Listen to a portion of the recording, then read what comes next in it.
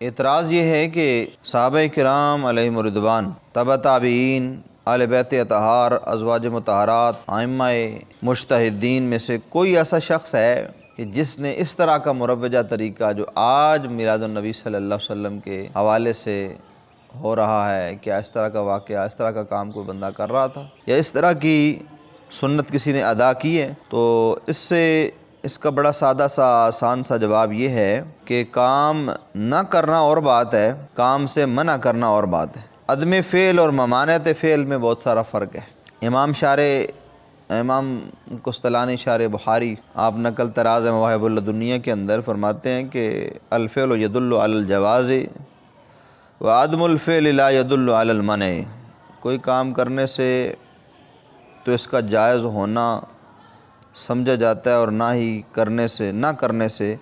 منع نہیں سمجھا جاتا۔ یعنی کسی کام کا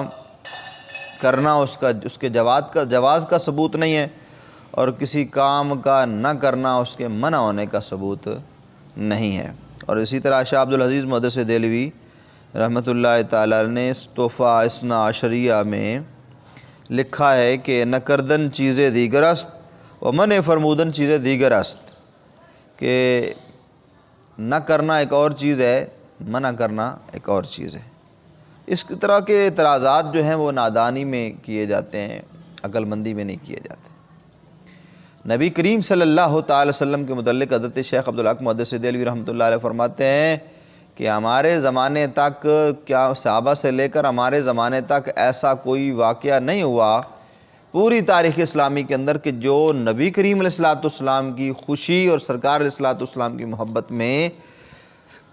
کوئی مومن مسلمان اگر کوئی کام کرے تو اس کو وجہ نزاع بنا لیا گیا ہو۔ لیکن علامہ لفظ کہ آج یہ وقت آ گیا ہے کہ لوگ باقاعدہ طور پر مضامین بنا کر، مضمون بنا کر اس کے اوپر طعن و تشنیع کے لیے کھڑے ہیں،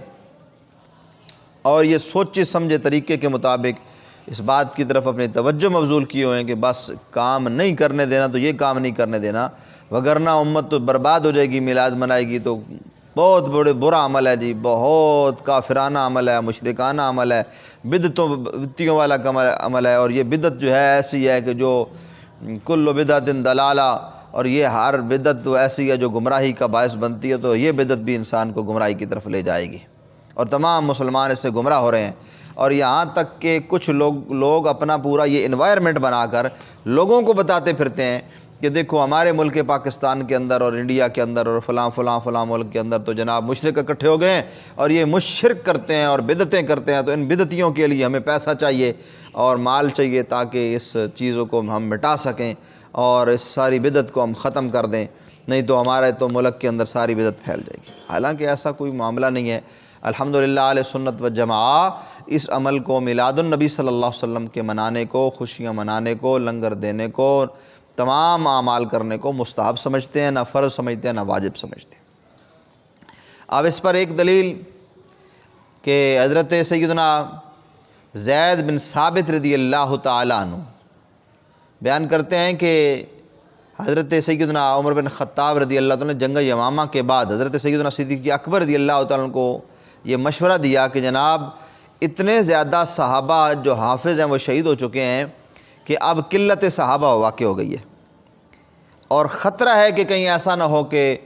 کچھ ہی وقت کے بعد صحابہ کرام علیہم رضوان جو حفاظ ہیں وہ ہمیں ملے ہی نہیں، اور پھر ہمارے لیے مسائل کھڑے ہو جائیں۔ تو اس پر جناب حضرت سیدنا عمر بن خطاب رضی اللہ تعالیٰ عنہ نے جب یہ مشورہ دیا تو سیدنا صدیق اکبر نے کہا کہ میں وہ کام کیسے کر سکتا ہوں جس کام کا اللہ اور اس کے رسول نے مجھے حکم نہیں دیا، وما آتاکم الرسول فخذوہ وما نہاکم عنہ فانتہوا،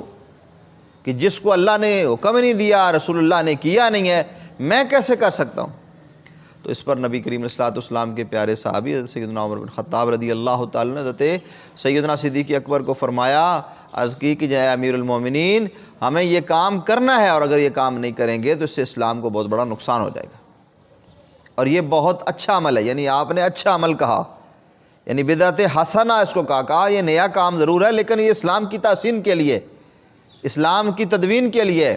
اسلام کی معاونت کے لیے، اور اگر یہ کام کریں گے تو اس کام سے ہمیں فائدہ ہی فائدہ۔ تو حضرت سیدنا صدیق اکبر رضی اللہ تعالیٰ عنہ اس عمل کو قبول کرتے ہوئے، اس مشورے کو قبول کرتے ہوئے باقاعدہ طور پر قرآن کو جمع کرنے کے لیے صحابہ کو سفر کرنے کا حکم ارشاد فرمایا۔ صحابہ نے قرآن کو جمع کیا، جمع کر کے اکٹھا کیا، اکٹھا کر کے پھر اس کو مرتب کیا، مرتب کر کے کتابی شکل بیان دی، یہاں تک کہ یہاں پورے کا پورا ایک سلسلہ جاری رہا، اور سیدنا عثمان غنی تک، یہاں تک کہ آج تک وہ نظام ترتیب اور نظام ترویج اور نظام اشاعت وہ چل رہی ہے، اور آج تک اس پر کوئی کسی کا اختلاف نہیں ہے۔ کیا نبی کریم علیہ الصلوۃ نے اس طرح کر کے قرآن مجید کو جمع کرایا تھا؟ اگر نہیں کرایا تھا تو پھر میلاد النبی علیہ صاحب الصلاۃ پر بھی اس طرح کے اعتراض کرنا ناجائز ہیں، کیونکہ جب نبی کریم علیہ السلام کا زمانہ اقدس تھا یا صحابہ کرام علیہ رضوان کا زمانہ تھا، تو اس وقت تو بہت سارے اور خدشات تھے، اس وقت تو اسلام کے پودے کو زمین میں گاڑنے کی ضرورت تھی، لوگوں کے دلوں کے اندر گاڑنے کی ضرورت تھی، اس وقت پھل پھول کھانے کی ضرورت نہیں، اس وقت تو شجر اسلام نامکمل تھا۔ تو اس جب مکمل ہوا تو پھر اس کے پھل بھی آئے، پھول بھی آئے، تو پھل پھول کے اوپر اگر کوئی آج اس کو استعمال کرتا ہے تو اس کو کسی کا کیا نقصان ہو سکتا ہے؟ اللہ تعالیٰ نبی کریم علیہ السلام کے طفیل ہم سب کو اسلام کی محبت نصیب فرمائے،